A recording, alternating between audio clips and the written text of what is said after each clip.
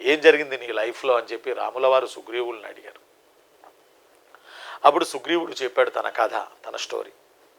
ఏం చెప్పాడంటే, మా అన్న వాలి అత్యంత బలవంతుడు, ఈ వానర జాతి మొత్తానికి పాలకుడు, కిష్కింధ రాజ్యానికి రాజు, రారాజు, పరమ పరాక్రమవంతుడు, పరమ పరాక్రమశీలి.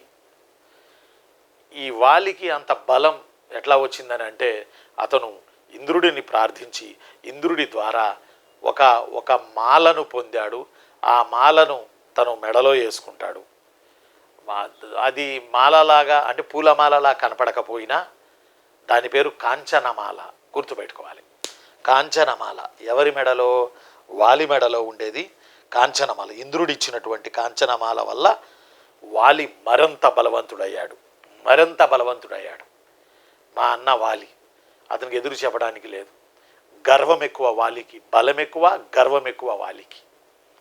అంతేకాదు, వాలి పరమ నిష్ఠతో సప్త సముద్రాల్లో మునిగి రకరకాల పూజలు చేస్తూ, వన్స్ అపాన్ ఎ టైం రావణాసురుడితో కూడా వారు జరగ్గా వాలికి, వాళ్ళిద్దరి మధ్య పైనున్నటువంటి దేవతలు వచ్చి సంధి కుదిర్చారట వాలికి రావణాసురుడికి.